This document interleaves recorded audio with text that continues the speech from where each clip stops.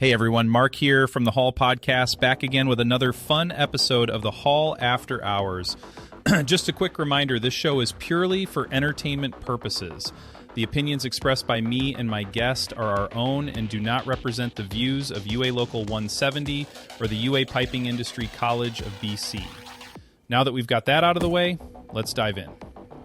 Today's guest is Matthew, and he's been incredibly generous, donating around $300 worth of swag for a giveaway. Want in? Stick around until the end of the episode to find out how to enter. All right, let's get to it.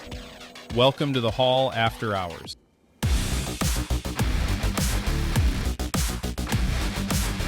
Thank you very much, Matthew, for inviting us here and letting us come in.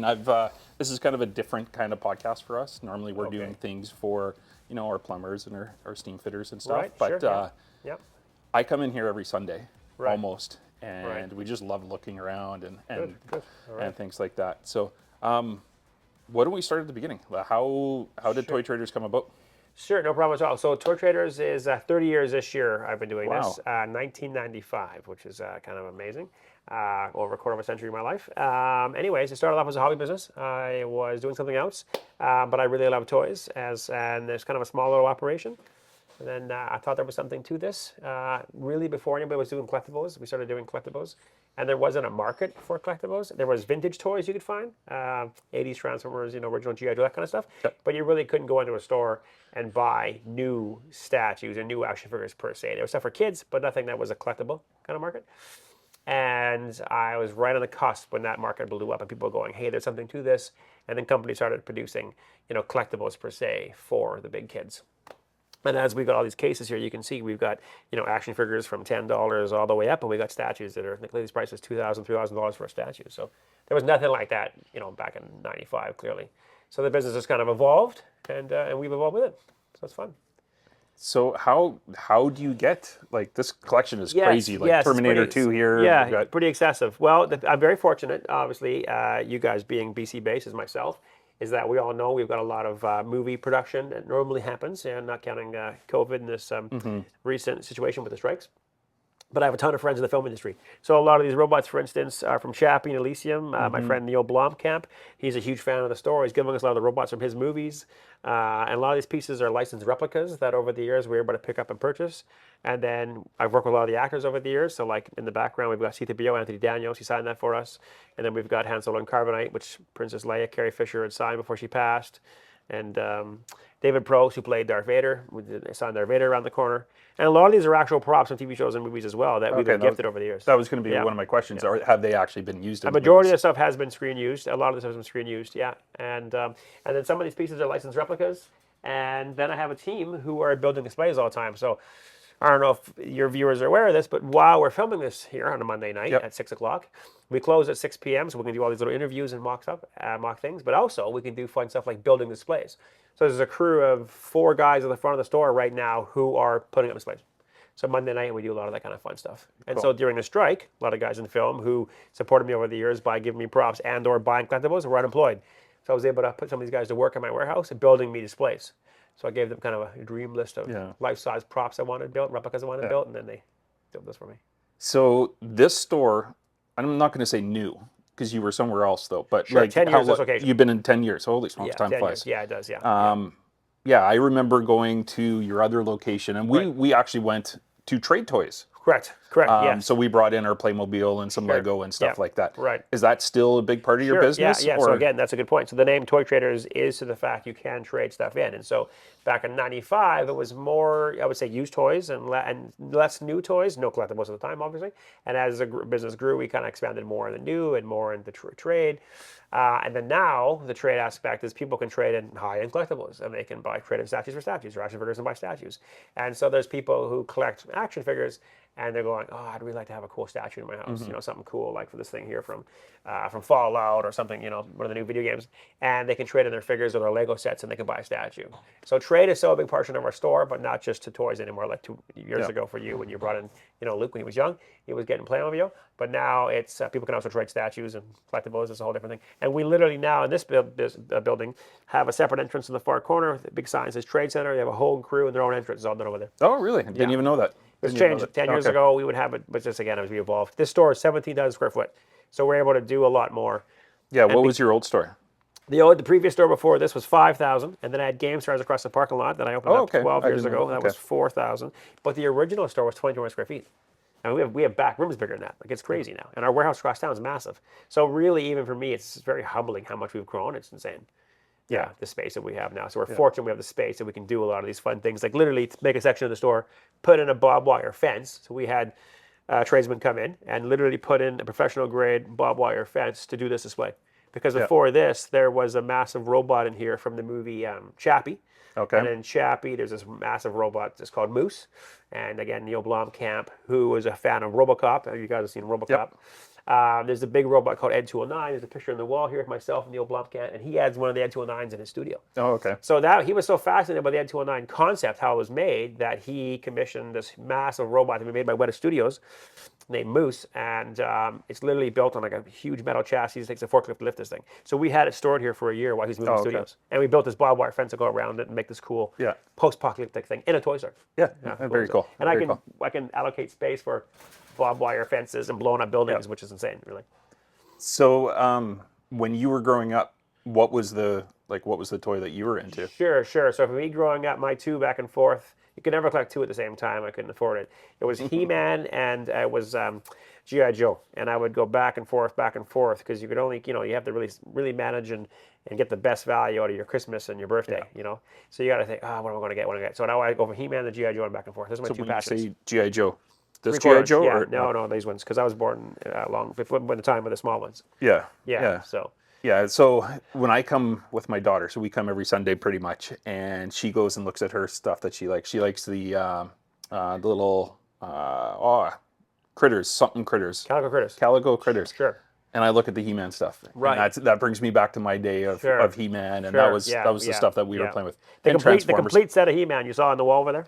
No. Complete set. So down there on that wall is all the original He-Mans in glass, packaged and loose, all on display. Yeah. It's part of the museum. Yeah, very cool. Yeah, so, I like that. You called it a museum. Yeah, that's the way I look at it when I come in here. It's like a museum, and that's how I describe it to people. It's like a museum of free admission. I mean, I always tell people when you come in for the first time, and it sounds like a sales tactic, but the truth of the matter is it's a couple hours to come here for the first time and look around. Yeah. It's interesting to me, too. I see a lot of young couples come in here on dates. So if a guy meets a girl and she's kind of into stuff, has heard of the store, he'll bring her here on a date. That buys some points. Or vice versa. I've seen girls bring guys here on dates, first-time dates. That's pretty cool. Yeah. I've had proposals in here. Oh, really? We've had weddings in here. Pretty cool. That's a little different. Yeah, we've had several divorces end up here, but you get the idea. Yep. Yeah. Sorry. I threw you for that one. You threw me. Yeah. No, there was something there that I was going to... There's a lot of information here. Yeah. So, anyways, what's the big collectible? What is the number one thing right now? The number one collectible right now, I think personally, is still Funko Pop. Some people, you love it or you hate it, but based on the sheer numbers, the selection that's available, and the licenses, because they have so many licenses under their belt. And they've done everything, from Breaking Bad to G.I. Joe, to He-Man, to, Call of Duty or Destiny or whatever, Arcane, all the good popular shows. And video games, they have so much licensing. That alone is impressive to me. And then the price point's affordable. People can kind of get into it. So, you're looking at about a $16 to $20 price point. So I consider Funko Pops, in my mind, I refer to it as a gateway drug to collecting. Yeah. Because people come in and go, I don't collect this shit, And then they come in and they go, oh, cool, Yellowstone or whatever they're into, and they buy a pop, and before you know it, you're buying 2 or 3, and then they go, oh, these are fun, but there's no play value. I kind of want something I can, like He-Man, you can bring it in, they'll trade it in and get action figures, and eventually everyone winds up with statues. Just a matter of rationalizing it. But statues is the ultimate drug for collecting, because I tell my customers that when you buy your first statue, which is, again, these things are like 18 inches or, it changes everything in your display cave. If you have a man cave or in your house, it pops because it's like art. And then once you have an alien statue, predator statue, people see that, you come in and go, wow. And it just changes the room, changes the feel. Yeah. Right? Yeah, it's very cool. Yeah. Very cool. Yeah. You guys have to be one of the bigger Funko Pop. Largest in Canada. Okay. Yeah. So Funko's headquarters is in Washington State. In Everett, they got a Funko store, very impressive store. It's a lot smaller than our Funko selection. We've got a bigger selection than them, but it's worth going there once because they got cool displays. They do these big things and Funko size them. So they'll have like large Hagrid as a Funko, things like that. But we have a bigger selection than they do. Yeah, very cool.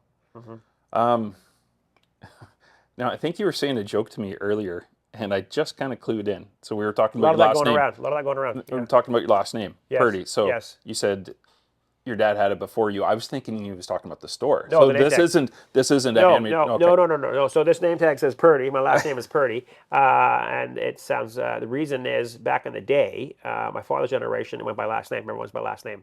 So my father wore this name tag. This is his name tag before I was born. It was his name tag. Okay. Yeah. And he was very successful, but he would like to wear his blue coveralls and run around the bulk land or whatever, and he would have his name tag on.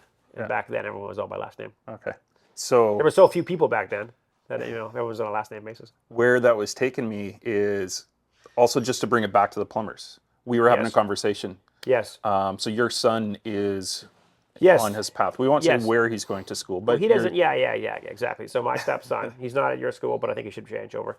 But yes, my stepson's in the plumbing, and he's been doing it through his high school kind of thing, and he's really enjoying it. And I think he's only 6 months in. And but you know what's interesting point here though, to all you guys watching this, he's been late for work twice. And I hope he doesn't watch this video, but I hope he gets fired because I'm a firm believer, this young generation, you got to learn lessons the hard way. So I thought it was a pretty funny story. He slept in, and his buddy came to pick him up for plumbing, and then for work experience, right? And anyways, his buddy honking the horn and everything else. He slept with his alarm clock, typical bullshit. I don't know if we can say bullshit. Can I say bullshit? I said it 4 times. Yeah, If not, we tracked okay. that 4 times. We're good. Okay, We're good. Cool. Yeah, there's a couple things we can't say, but that's one. Yeah, that what? one's okay. Like just hypothetically, like what? Okay, that was No, we're not going there. Right, okay. Afterwards, we'll talk I think about you it. fall for that one for sure. So anyways, Mark, what happened was he slept in, and of course he was late for work, and literally my wife had to drive him, and his boss says, okay, on Friday you buy everybody donuts. So sure enough, he had to go buy donuts for everybody, and I thought that was pretty classy on his boss to buy him donuts. And then he was late 2 weeks later, and I thought, oh, he's going to get himself fired. And I thought, you know what, probably a good thing for a young guy to get fired from work experience, because never forget that, But no, he hasn't got fired yet. So he's still doing it through school. He's still doing it through school. Yeah. Through high school. Yeah, Okay. He's got 2 alarm clocks now. I said to him, listen, buddy, I know there's an app for that, but clearly you can't count on that. So you didn't want him to follow in your footsteps, and No. He's not into this world at all. No. No. My daughter will. So my daughter's 7, and she works with me every Sunday. So you mentioned you come with your daughter on Sunday. So my daughter's here every Sunday. Sunday she was on cash, and she was working on displaying stuff and merchandising stuff, taking it very seriously. She's pricing everything, doing the whole thing. And if you ask my 7-year-old what she's going to do when she grows up, she's looking right straight in the face. She says, I'm going to take over the toy store when my dad dies. As a matter of fact. And because of my father and my mother and my father-in-law all passing in 1 year when she was 5, there's a lot of talk about death and inheritance and evolution and of businesses and legacy and stuff. So she quickly learned, okay, yeah, that's fine. So she gets it. So when so far as she's concerned, when I'm dead, the store is hers. So if I can make it 10 years. Okay, we're getting a little morbid. So let's go That's not back to morbid the at all. toys. That's not morbid. Let's go No, back I to don't the think it's toys. morbid at all. That's legacy. What's the most expensive thing that you have in the store? Right now, we have a first appearance of a Spider-Man comic for $60,000. Wow. It's only a 5.5 out of 10 graded. We've got a box of sealed Pokemon version 2 for $40,000. So it's $100,000 for the pair. What's your prize item that you have? Like, what's your favorite Oh, personal? it's so hard. I have so many pieces in the store that I love because they're one of one in the world props, and especially because a lot of them, friends. Sadly, all my friends in the movie industry who were celebrities have died, and so something like Han Solo and Carbonite that Carrie Fisher kissed and covered in glitter, and she signed it. That was super cool. And my friend Felix, who was this is before these guys won't know, but he was the Ewok in Return of the Jedi and the Flying Glider, and he was Bucky and Buck Rogers, or Twinkie Red Buck Rogers. He had signed stuff for me, and a lot was personalized to me. He's passed away, so a lot of those kind of unique things I think are kind of cool. I've got some toys from when I was a kid. Everyone has something to kind of gravitate towards. Yeah. I saw the Han Solo gun, and I thought, okay, that's got to be one of the most expensive. That was it's only $5,000. Yeah. That's very impressive. And I say only $5,000. I remember $5,000 is a lot of money for a collectible, but it's all relative. It's like buying a car. It's all relative. Depends your budget, I guess. Yeah. Very cool. Yeah. You've had a lot of celebrities come through. Tons. Yep. There's a wall here covered with people who love the store, and the big thing for me, which is really big, as the young generation knows now, social media is a big thing. So whether it be TikTok videos or whatever, a celebrity will come in. And the interesting thing I learned about a lot of my celebrity friends is that how they do it, if they have a large fan following of millions of followers, they have to keep it relevant, keep it interesting. You know what you do. Yep. So they're constantly trying to think of something fun to do. So then they post something with their followers, and then I just, out eating dinner. So when they come in here and see this, they quickly, if they're on the edge, kind of realize, oh, this is a good thing. They'll do a video, and then people see that video and go, wow, that's cool, and then it goes viral. So for instance, Kevin Smith, who's a famous director from so many movies like Mallrats and Clerks and all that, he came in, and he's big into this world. He loves Fandemonium kind of stuff. He has his own store in Jersey. He saw this and was like, oh, this is really cool. And he did a video, and he said to me live, just on the whim.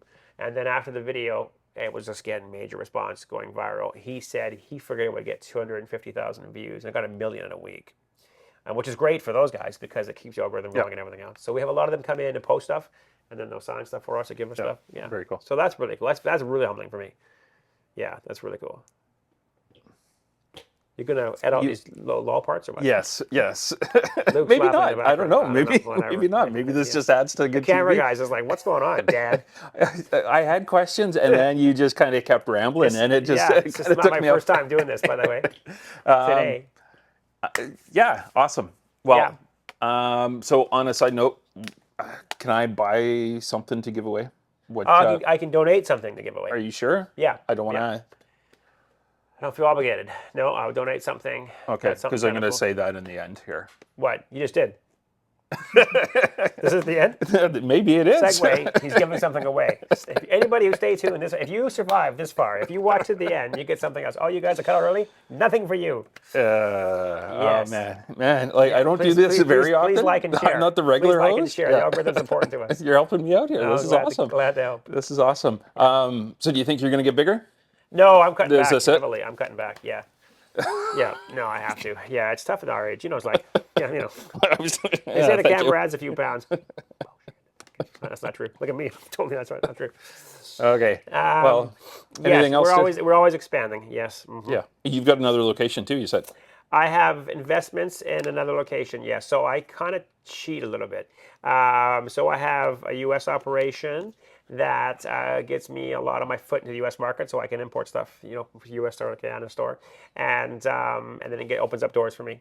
And and then I merged. This store is a merger of 3 stores. So 10 years ago, I moved Toy Traders, Game Stars, and Dark Side, which is vintage toys, and all 3 of those are here. Okay. So yeah, because I did Game Stars separately to kind of test waters and see how I do and everything else, because it's kind of unique gaming. Yeah. So we have a big gaming market. Yeah. Very cool. Magic and D&D and all that. Yeah. Pokemon stuff. Yeah. Well, awesome. I think we'll end it there. Good, yeah.